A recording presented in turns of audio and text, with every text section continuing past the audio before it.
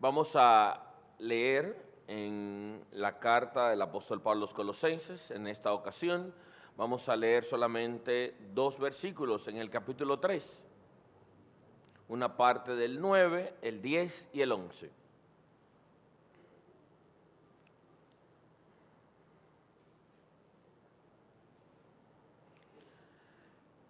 Habiéndoos despojado del viejo hombre con sus hechos y revestido del nuevo, el cual conforme a la imagen del que lo creó, se va renovando hasta el conocimiento pleno, donde no hay griego ni judío, circuncisión ni incircuncisión, bárbaro ni escita, siervo ni libre, sino que Cristo es el todo y en todos. Amén. Repetimos esa última frase.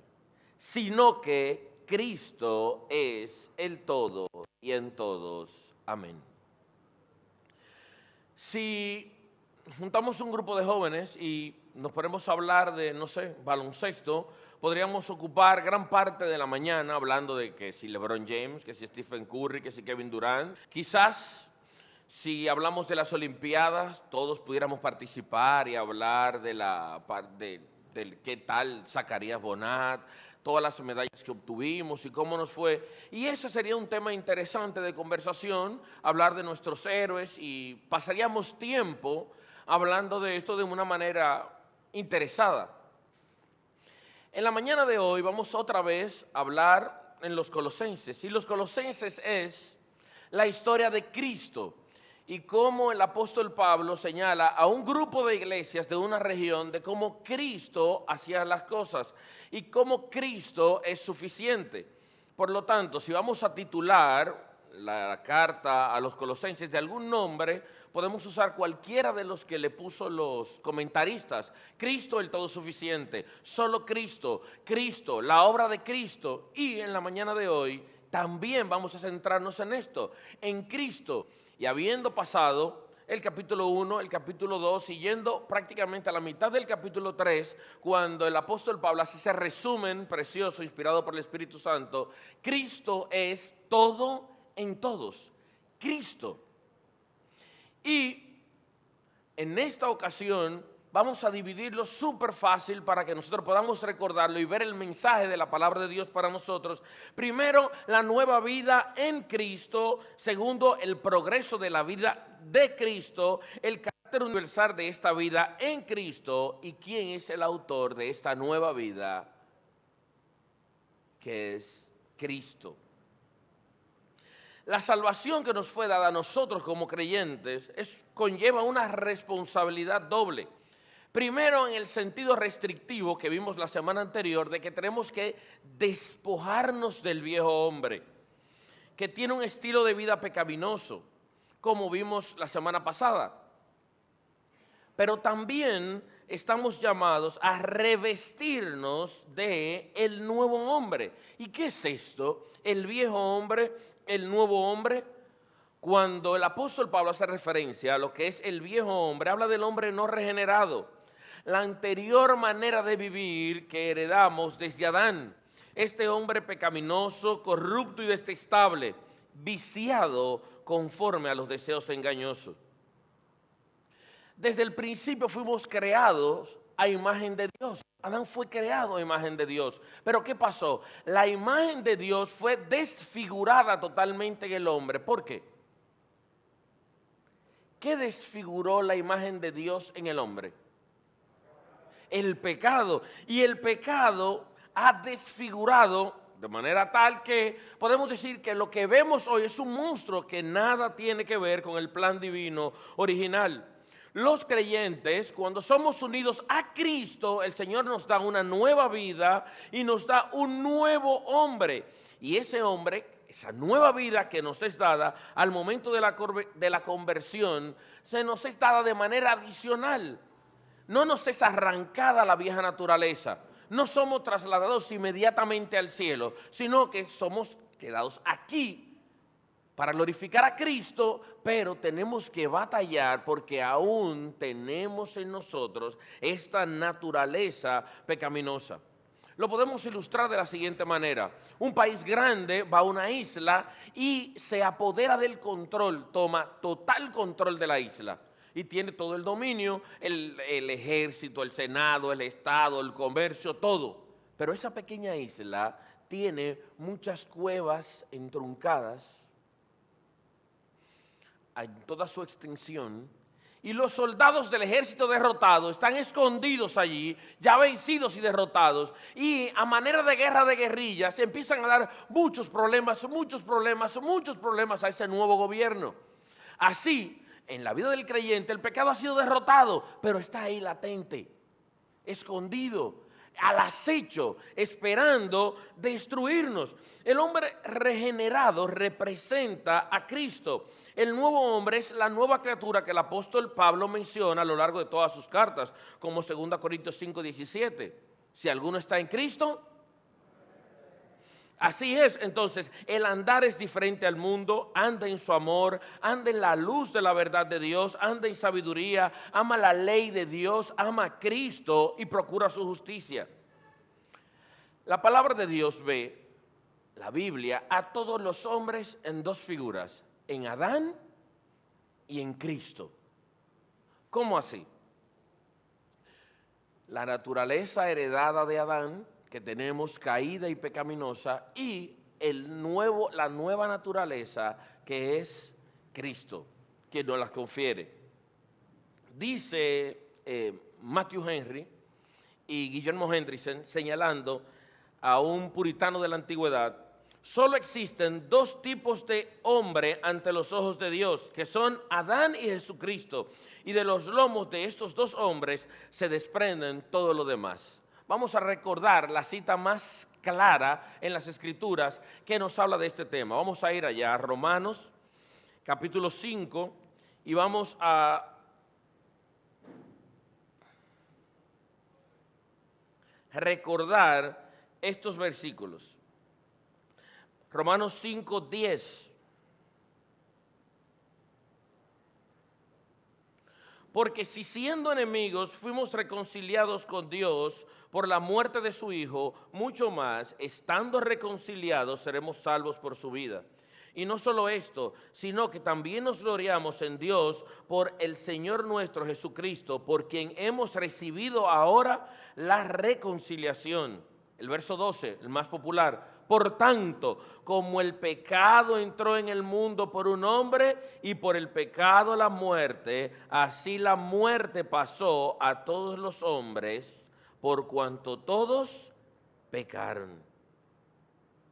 Entonces tenemos las dos imágenes, Adán y Cristo. Nuestra naturaleza caída que tenemos heredad de Adán, que continuamente nos inclina al mal, pero también nosotros que hemos creído en Cristo, tenemos esa justicia, esa gracia que hemos recibido de Cristo, y tenemos esta nueva naturaleza, una nueva naturaleza, una nueva vestidura, como señala el apóstol Pablo en esta porción.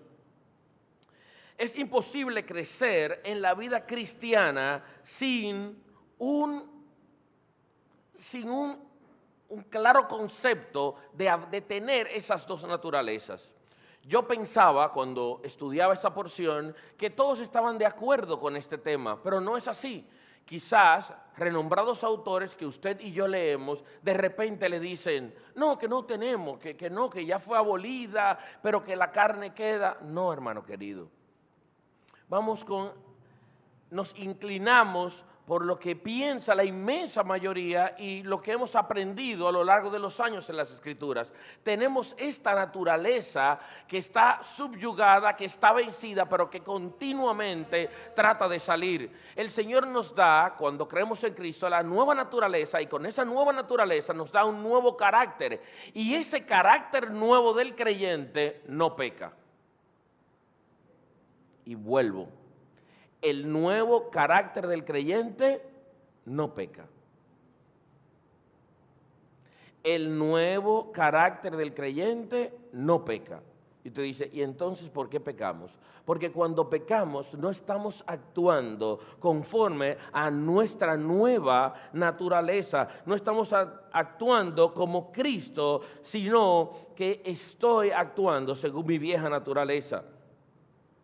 Es un hecho que en Jesucristo, como un hombre, estoy ligado. Estoy no solo libertado de la culpa del pecado, estoy también libre de su poder y bien capacitado para vencer. No es necesario que el creyente tropiece y caiga en cada lugar, aun siendo sostenido por aquel que le perdonó y le ama.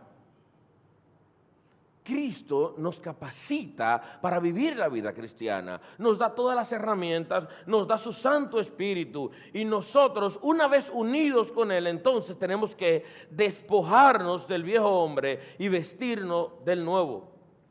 Debo recalcar que solo en Cristo, mediante nuestra unión vital con Él, es formado el nuevo hombre. Y aunque la carne permanece en nosotros, aunque la carne es débil, nosotros tenemos que alimentar esta nueva naturaleza, como vamos a ver posteriormente, y vivir a la luz de ella. No es normal que un creyente batalle con el mismo pecado una y otra vez, pero sí es normal que el creyente se encuentre en una batalla. Se encuentre luchando continuamente con estas dos naturalezas. ¿Saben cuándo va a terminar esa batalla? ¿Cuándo va a terminar? Alex, en el cielo, sea que Cristo venga a buscarnos o nosotros vayamos con Él. Es de manera natural que cada creyente se encuentre en una lucha. Dice un autor conocido por nosotros que dice, nada es más frustrante que mantenerse continuamente en una batalla con nosotros mismos. Pero debe ser así y tenemos que hacer uso de las cosas que el Señor nos ha dado para continuar esta batalla. Esta batalla terminará en el cielo cuando seamos redimidos totalmente. Por tanto, este nuevo hombre debe ir desarrollándose.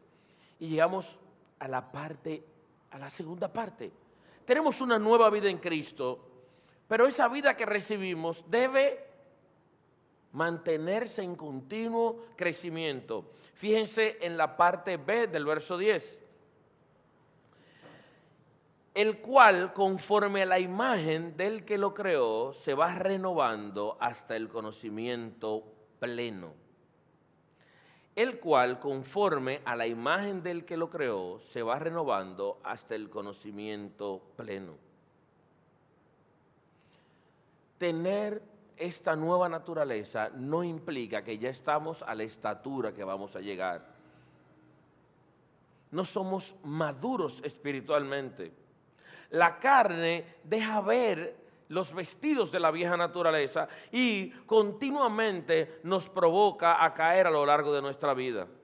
El nuevo hombre está completo, pero tiene la capacidad de crecer, así como cuando un bebé nace, tiene esta capacidad. Y el apóstol Pablo señala también en 2 Corintios capítulo 4, si recuerdan, el hombre interior se renueva de día en día, aunque el exterior se va desgastando. El hombre interior se renueva de día en día. Es la evolución que debe ser natural en la vida del creyente. Hemos creído en Cristo, tenemos que crecer en Cristo. Este nuevo hombre se va renovando hasta el conocimiento pleno. Ser renovado, en este sentido que se dice en el capítulo, es renovado no solamente como la expresión de nuevos 0 kilómetros de los carros, sino que muchas veces le preguntamos a alguien, es nuevo en calidad. Le preguntamos a alguien, ¿qué año es ese carro que compraste? Y él puede decir, bueno, ese carro es modelo 2000. Dice, wow, 2000, tiene 21 años, a lo que el que compró el carro que siempre responde, pero ese carro está nuevo. ¿Realmente es nuevo? No, pero habla de la calidad, de cómo está. Cuando la palabra de Dios habla de renovado, de nuevo, de que se va renovando, está hablando de una calidad que nunca antes había experimentado. A diferencia de la naturaleza depravada que va en decadencia, la nueva vida está siendo constantemente renovada por Dios hasta llegar al conocimiento pleno, epignosis, como decían en ese tiempo los que estaban bombardeando la fe de los colosenses. ¿Cómo así el conocimiento pleno? El hombre interior no se renueva de un exterior hacia el interior. No es crecer en el aspecto físico, va creciendo desde adentro, espiritualmente, renovando, cambiando cada espacio recóndito de nuestro ser. Este conocimiento completo, profundo, debe incluir la mente, los pensamientos, la imaginación nuestra, indómita por naturaleza, los sentimientos, los gustos, las preferencias.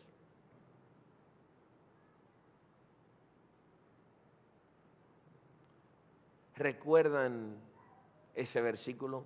Como el hombre es en su corazón, el tal es él.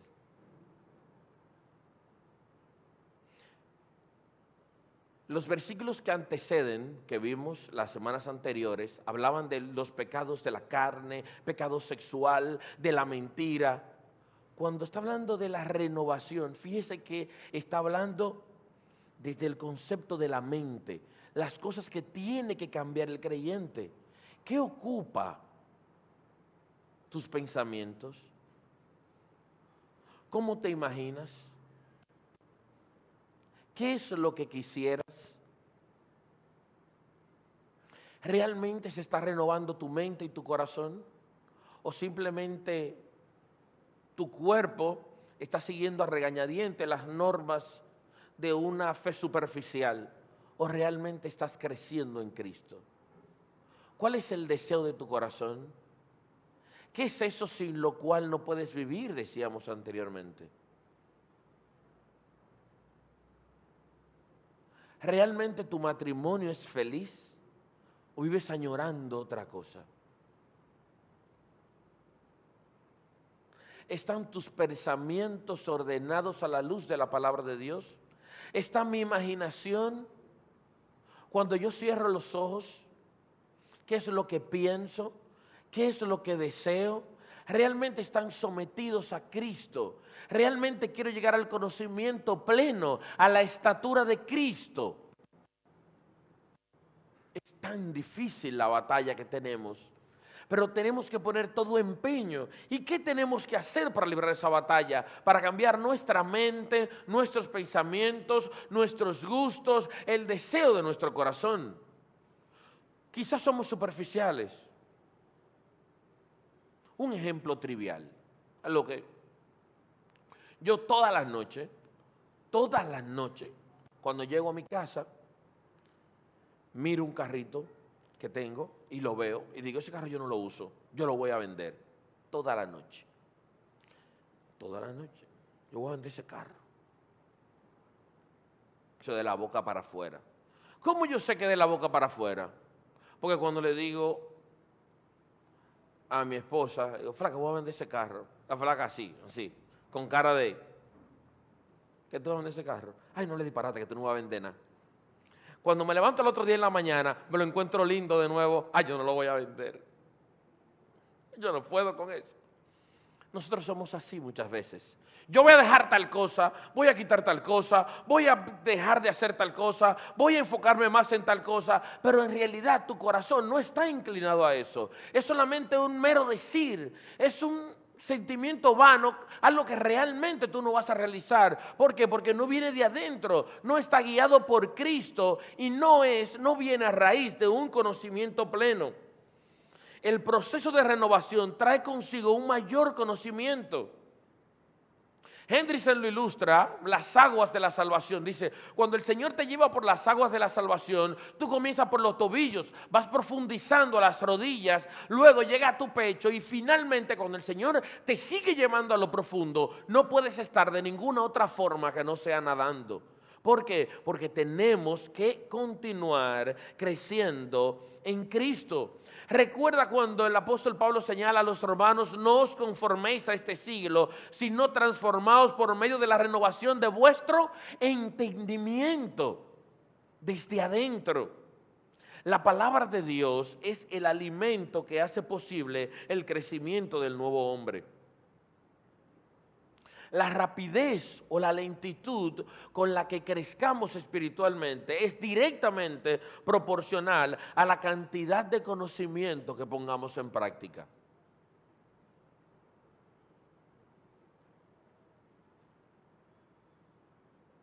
¿Cómo así? La cantidad de crecimiento es medible por la cantidad de conocimiento que pongamos en práctica como creyentes. Eso es fácil, súper fácil.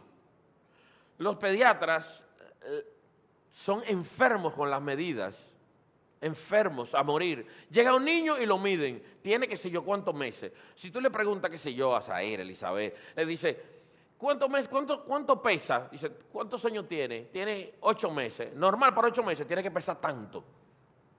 Si está desnutrido, ¿qué es lo que le está faltando? Ay, no saben. ¿Qué es lo que le falta? Comida. Cuando el creyente se atrasa, no crece espiritualmente, ¿qué usted cree que le falta? Ahí no saben, ¿verdad? Ahí no sabemos ninguno, ahí no. No es comida. Lo que falta, lo que le pasa es que las circunstancias de la vida, que cayó un meteorito, que los astronautas, no. Nos falta también el alimento espiritual de la palabra de Dios.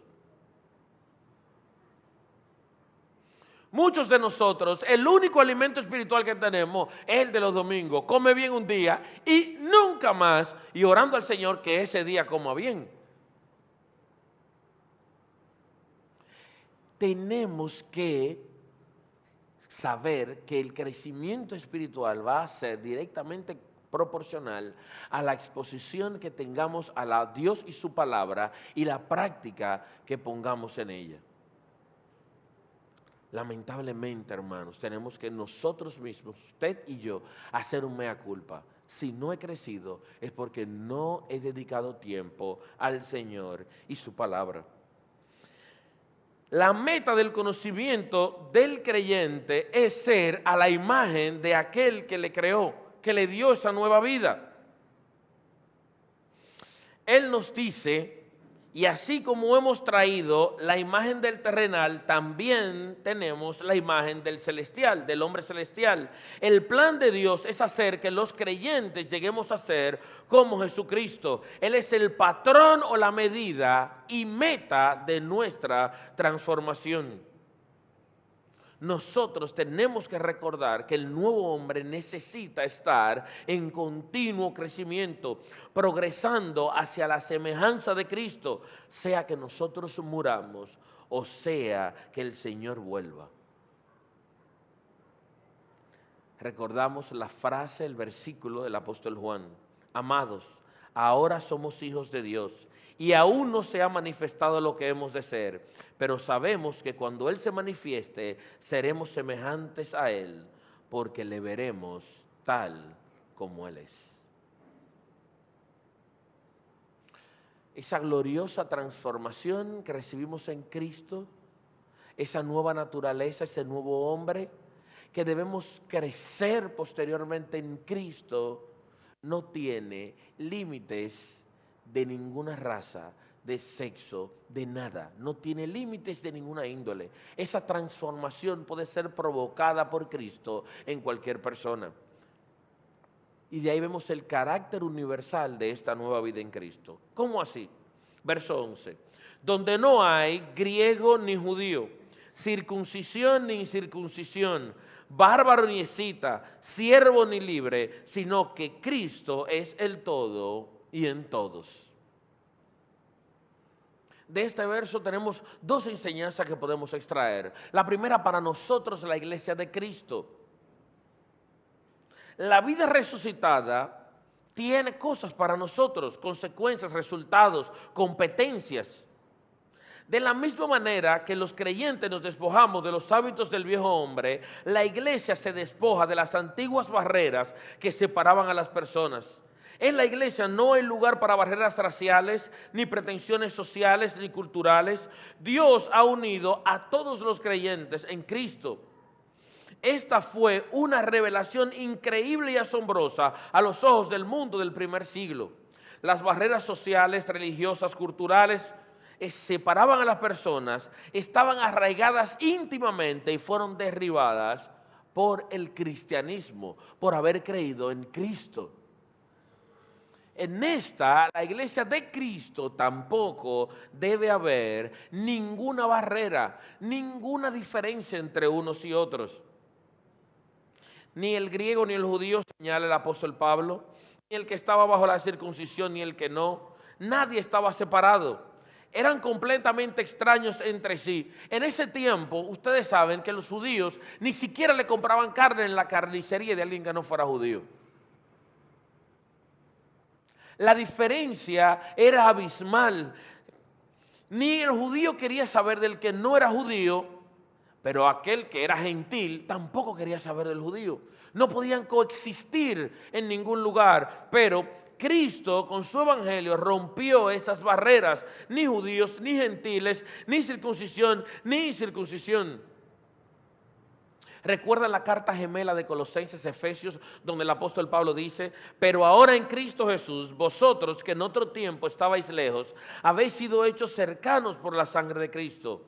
Porque Él es nuestra paz, que de ambos pueblos hizo uno, derribando la pared intermedia de separación, aboliendo en su carne las enemistades, la ley de los mandamientos expresados en ordenanzas, para crear en sí mismo de los dos un solo y nuevo hombre, haciendo la paz y mediante la cruz reconciliar con Dios a ambos en un solo cuerpo, matando en ella las enemistades.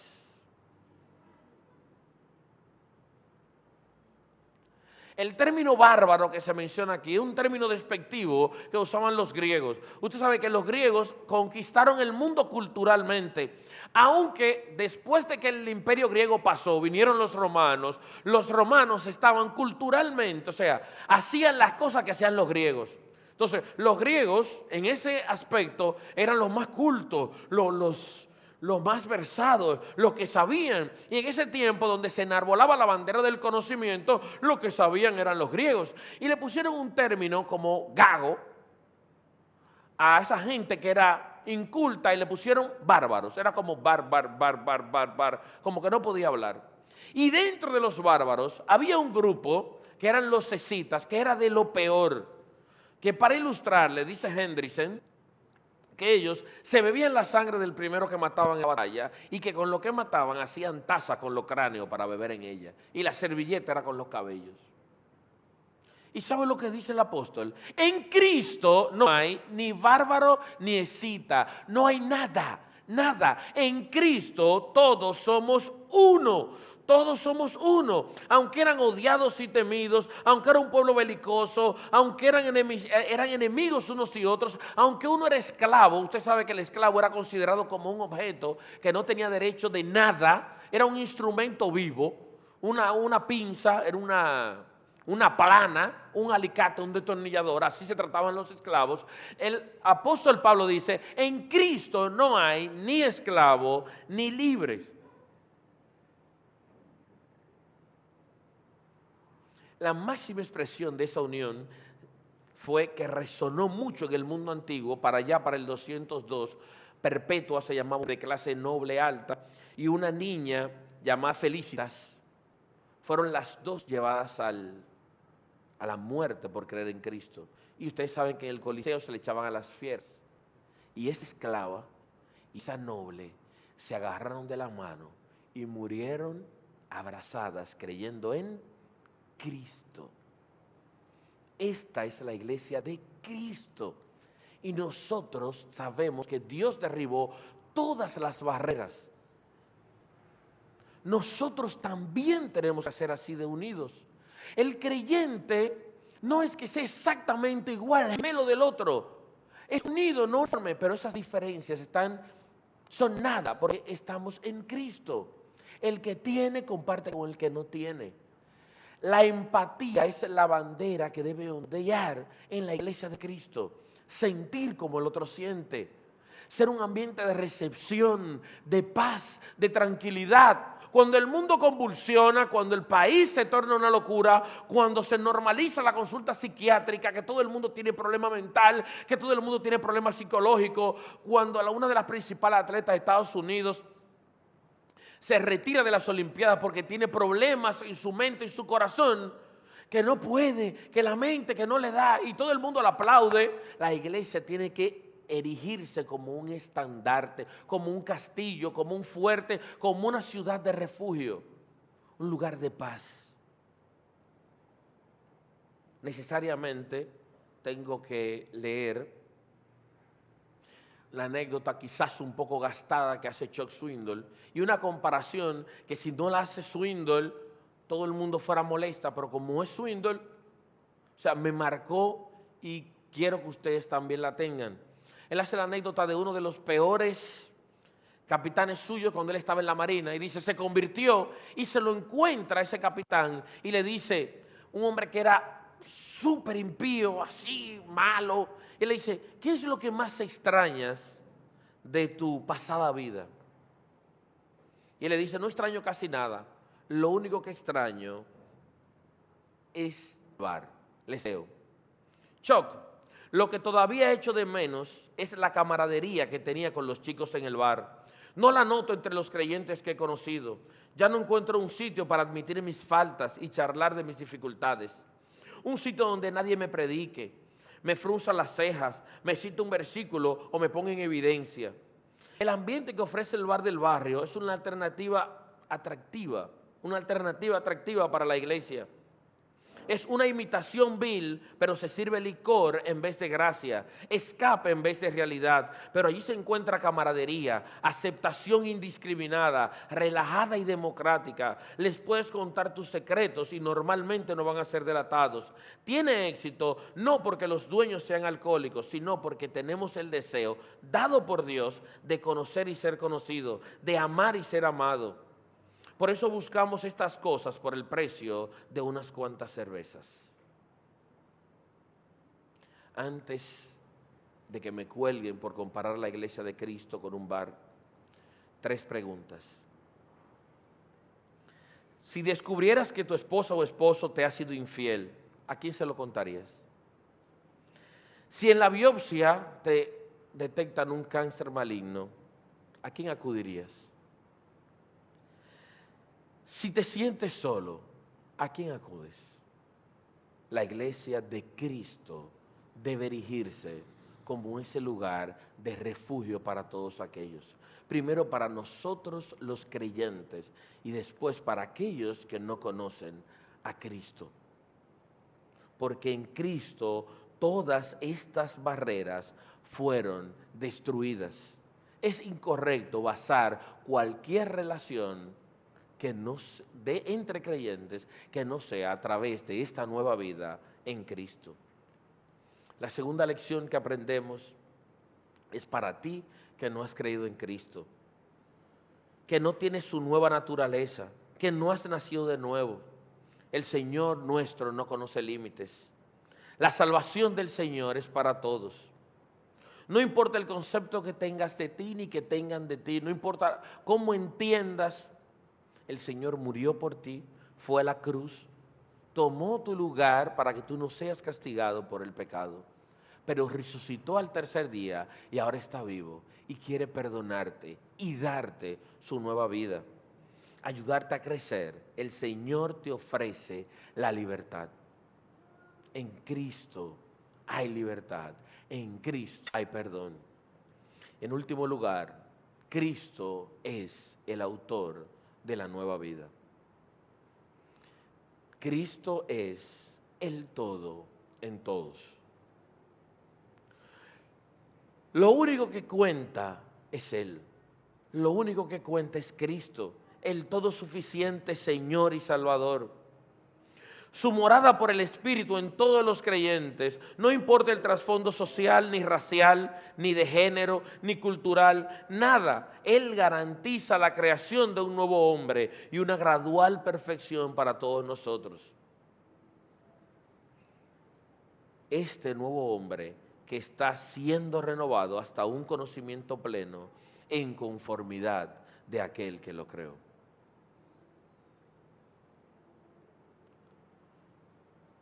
Y este sermón lo podemos reducir como el letrero que crecimos viendo.